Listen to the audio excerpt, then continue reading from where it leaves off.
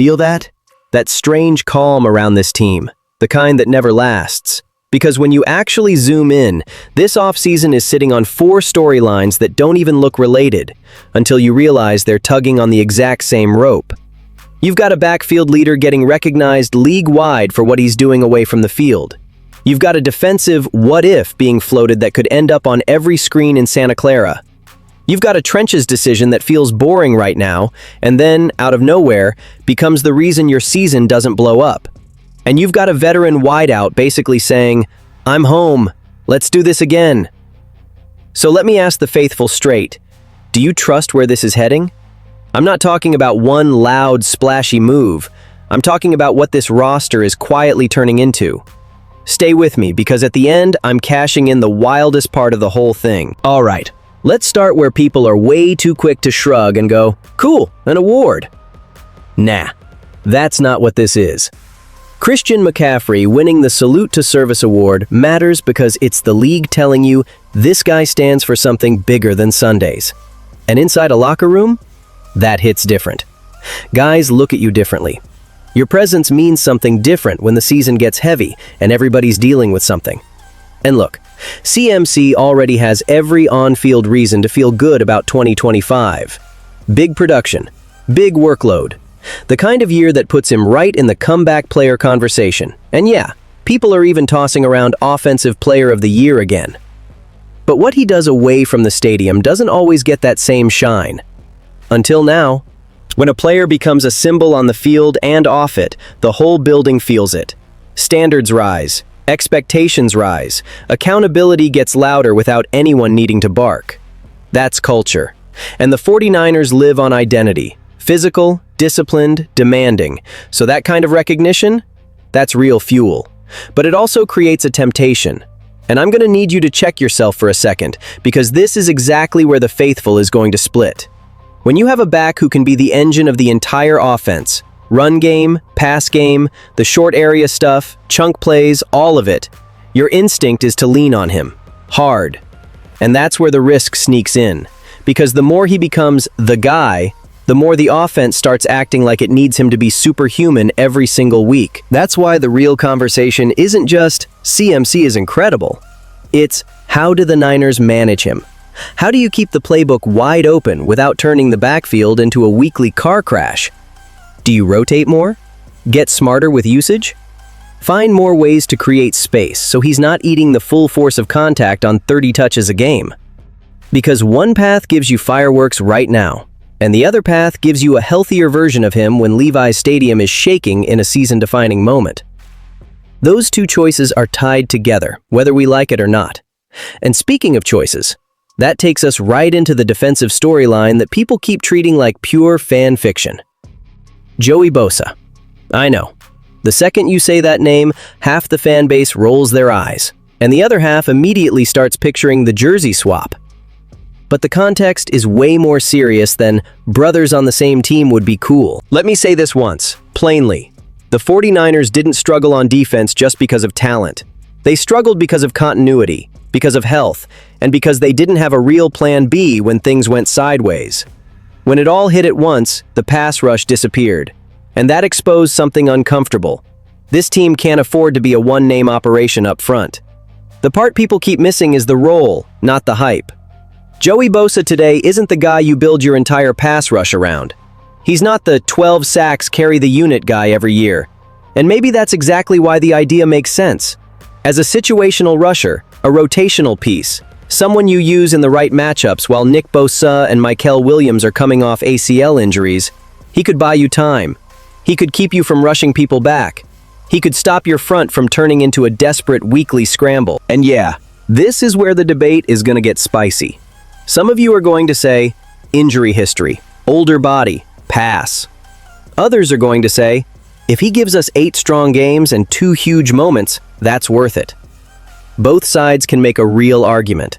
The question is what the front office believes this team needs more, steady presence and depth, or a swing for the fences. There's also the human side that doesn't show up on a spreadsheet. Locker room comfort matters. Family proximity matters. Playing alongside someone you trust changes preparation, recovery, mindset. It might even change the money conversation. And if you structure something short and smart, with no expectation that he's the centerpiece, the risk starts looking a lot more calculated than people want to admit. But here's the turn. If you even entertain a move like that, you're basically admitting something about 2026. You're admitting it can't be another year of "we'll see." It becomes a year of managing margins, managing availability, managing the little decisions that keep a season from collapsing. And that mindset takes you straight into the trenches, where the least flashy names end up deciding what your Sundays feel like. Everybody loves talking quarterback, pass rush, playmakers. Then December hits. Somebody tweaks something, somebody goes down, and suddenly you realize the season lives with the regular guys. Spencer Burford is that conversation. Not because he sells jerseys, because he keeps the machine from breaking when the chaos shows up. And in this league, it always does. The simplest truth is this: the Niners didn't plan on needing him, and then they needed him anyway. That tells you everything. If a player logs serious snaps in a season where he was expected to be depth, either something broke, or it means the NFL is a weekly survival test. Burford gives you something this roster can't take lightly: real versatility. Not the fake, "yeah, he can do it in an emergency" kind. Actual experience across multiple spots. And that matters when you're trying to keep the offense functional. Because the 49ers offense needs timing. It needs the run game to stay alive. It needs play action to look believable. It needs just enough clean pocket to let the whole thing breathe. When the line turns into a revolving door, the playbook shrinks. And if you need proof, we've all watched what happens when protection gets shaky and the rhythm disappears. Think about this for a second. This ties directly into a reality nobody loves saying out loud. Trent Williams is a legend, a cornerstone, and he's also a body that's been through a lot. You can respect him and still be an adult about roster building. You need a legitimate answer if he misses time. If you walk into an offseason without a real contingency plan, you're basically daring the season to turn into improvisation. And here's where the faithful splits again. If you bring Burford back, are you settling on the line? Not necessarily. It depends what you expect him to be. If you treat him like a locked-in starter solution, you're selling yourself short. But if you treat him like insurance, smart, experienced, versatile insurance that lets you chase a better starter without panic, then it's a very rational move.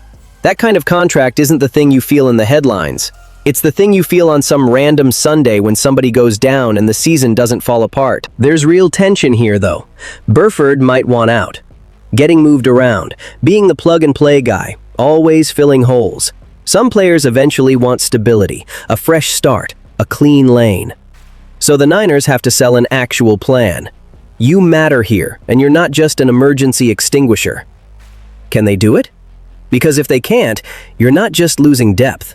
You're losing system-aware depth, and that's not easy to replace. Now the receiver room. This is where it gets loud, because it's not hard to see why Kendrick Bourne is talking the way he's talking. Some guys come home and it's a nice story. Some guys come home and still impact games.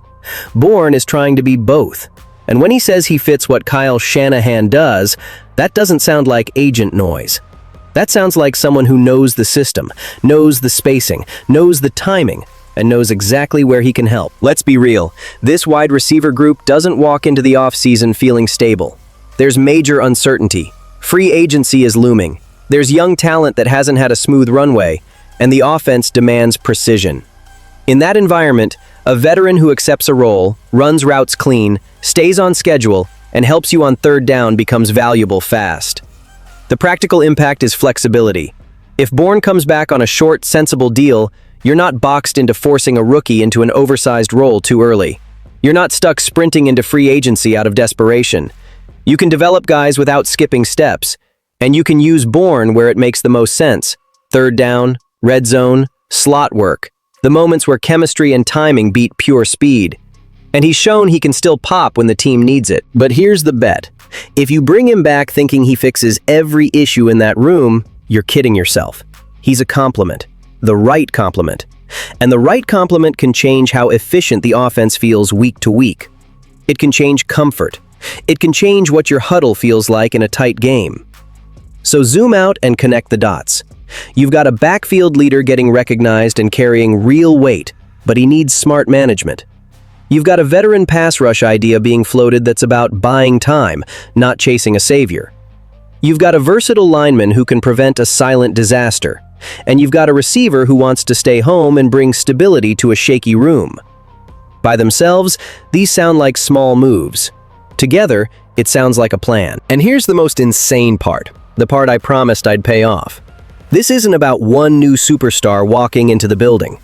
It's about the 49ers building a roster that survives chaos. McCaffrey becomes the standard, but the team has to be smart with him. Joey Bosa would be a calculated risk, not a savior. Burford is protection against the stuff that ruins seasons quietly. Bourne is continuity when the receiver room is full of questions. That doesn't scream headlines. That screams maturity. So I'll leave you with this, faithful.